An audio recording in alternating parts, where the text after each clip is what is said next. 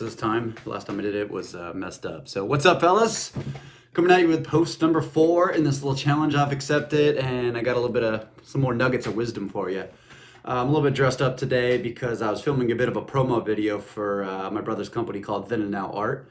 I guess I got to look the part if I'm going to be doing that properly. You can see the art in the background there. But don't get used to me being dressed up. I very rarely do. And, well, I mean, I guess I do more times than I used to, but still, not very often. Anyways, about 5 years ago now, I had found myself with a lot of time off during the summer. I was doing a lot of marketing work with the Army National Guard, and our primary busy seasons were the spring and fall, pretty much each year. The Guard's target audience was high school students, so those were usually the best qualified, that they marketed to. So I guess their target market, so to speak. The whole concept was lead generation, things like that, and we were trying to make the Guard look good.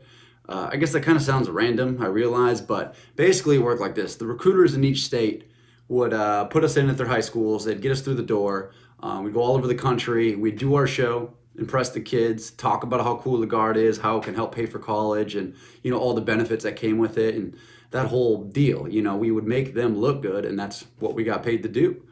We'd hang out with the kids afterwards, shoot the shit, and just kind of do our thing. And it was a pretty cool little gig. I think we did it for like 7 years or so.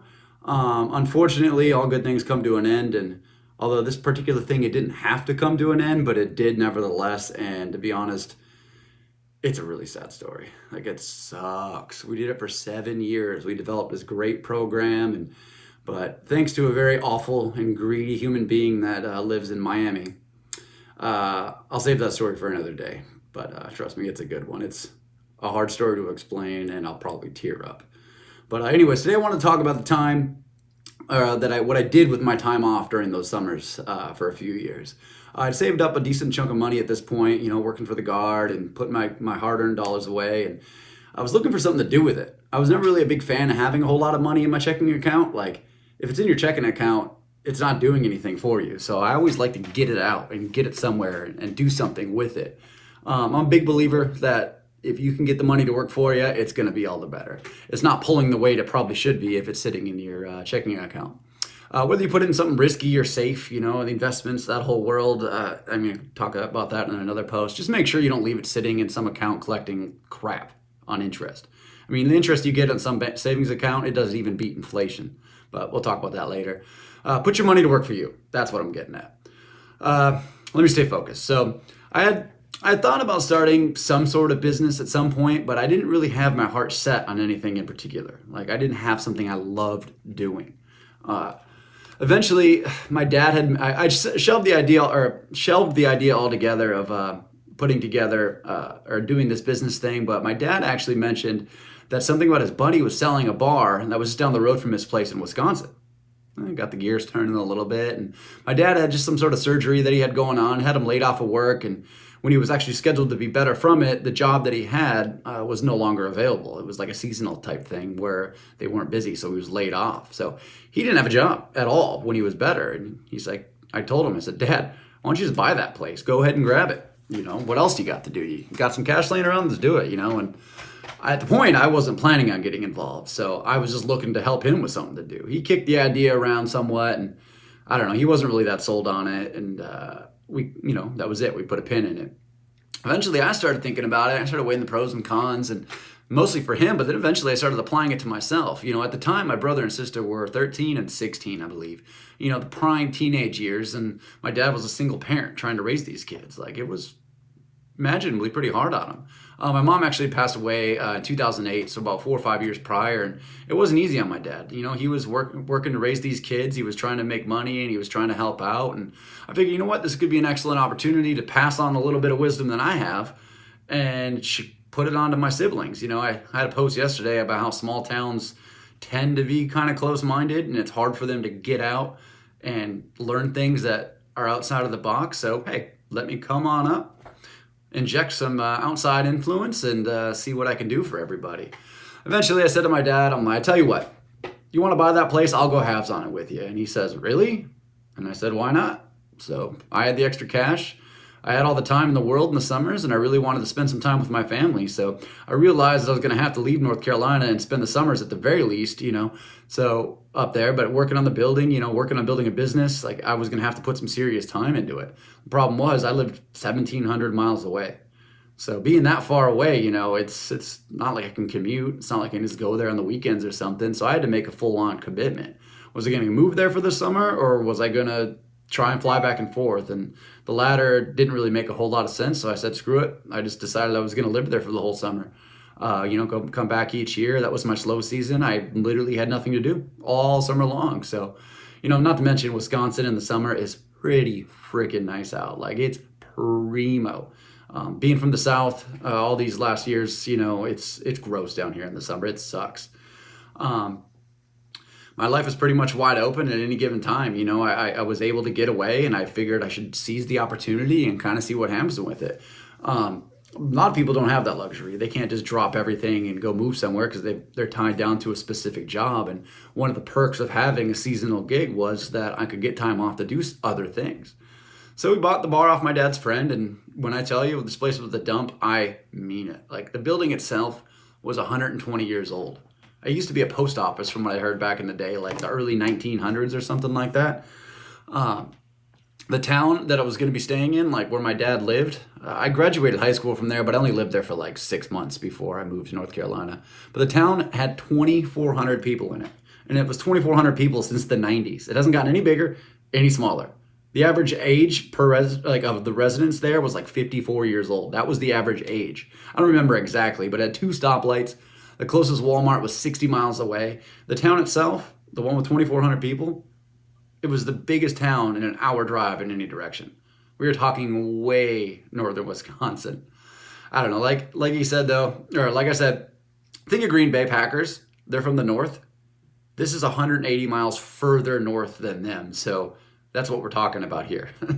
Anyway, the plan was to get the place fixed up, just kind of see what we could do, reestablish a clientele, and basically just show the small town that we were back in business and we wanted to put this place on the map, and that we had big aspirations going into it. And I feel like any business, you got to have some big aspirations going in. Northern Wisconsin gets a lot of tourists from hunters, ATV riders, snowmobilers. Depending on the season, it seems that people from down south, like Chicago, Minneapolis, Madison, people always are coming up to do something or another. We knew we had our built-in business with the locals, but more lucratively were the tourists. When they came up and their vacations and their cabin rentals and their getaway from the city thing, like that's where we made our money on that, or that was the plan at least. The first summer I spent up there, it was mostly just lipstick on the place, fixing up the obvious things that needed to be done. We emptied all the clutter out, got it down to the bare bones. There was a lot of trash, a lot of years of crap and debris, and it was a big building. Got a new cooler, new ice machine. We redid the women's bathroom from the ground up. Got to keep the women happy. Like it was a dump. That bathroom was the grossest thing you've ever seen in any bathroom ever. Absolutely, hands down, just gross. But learning how to bartend was a requirement as well, obviously. Who would have thought? This is the funny part, is I had just bought a bar, and I literally had never bartended a day in my life, ever. Like not once had I bartended. I remember people would come in and they'd ask me to make some sort of this or that, a cosmopolitan or, a Long Island, and I'd simply say, yeah, I don't know how to make that. Can you show me? And they'd look at me all like I was crazy. They'd be like, wait, you're a bartender and you don't know how to make an old fashioned? And I straight up would reply, I'd be like, honey, just because I'm bartending does not necessarily make me a bartender. I'm just filling in for the most part. Like we had bartenders we hired, but when they weren't working, I would be in there. I just tell them I'm new and work with me. And for the most part, they were cool. If not, fuck them. I didn't really say that, but I don't know. We had a lot of fun with the customers, a lot of fun with the locals and, our regular clientele. And in case you didn't know this, for better or worse, you can drink while you bartend in Wisconsin, which is awesome, kind of, until you get too drunk and you don't know what the hell's going on. Northern Wisconsin is super lenient with it. Nobody cares. Some nights, it could get kind of rough. We'd start playing dice games and shaking dice and gambling. Like it was like a damn speakeasy at some points. The summer after our first summer, we'd gotten things going. We started on the exterior of the building. Remember when I said it's like over 100 years old. This place, it was a relic, and it was looking rough, especially on the outside, to the point where it's an eyesore for some of the locals. So we went in the second summer and we ripped that entire place apart. Got it really down to the bottom, real solid bare bones stuff. And we ended up replacing all the windows, all of the walls, all the way down to the insulation, basically on the inside on out to the outside. So like the siding, the wall, the moisture barrier, all that stuff, all the way down to the insulation, and built it back up from there. So it started to look real choice by this point, about halfway through the summer. Still working on the clientele, still trying to build a name for ourselves, and we slaved away day in and day out. I'd work all afternoon when my dad was bartending, and then I'd bartend all evening only to get up and do it all again the next day. Like 3 months straight, some of the hardest work I've ever put in was up there. Shout out to some of the locals. Every now and again we'd get a couple of drunken locals come out, help us with some random heavy lifting project, putting the sign up, like our big sign out front. And we didn't have cranes, so we had to get creative. The third summer, we actually started on the kitchen. We had no food at this point, aside from like frozen pizzas and things like that. And we knew we were missing out on some serious revenue, so we had to do something about it. We decided to redo the kitchen, but building a kitchen was far from easy. Like when I say that, we literally dug down 6 feet, started pouring a concrete slab, like an outline where the foundation was gonna go. And then from there, we built the foundation brick up 6 feet to get back above the ground, filled in the dirt, and then started building the floor. Started building the walls, the roof, the siding, the interior, the electrical, the hood and ansel, the fire suppressant system. I learned more about construction during this project than I'd ever thought I'd know in my entire life. And in another video, I'll go on about how it's led me into the real estate stuff that I do as well. So being able to learn all that ended up being just invaluable.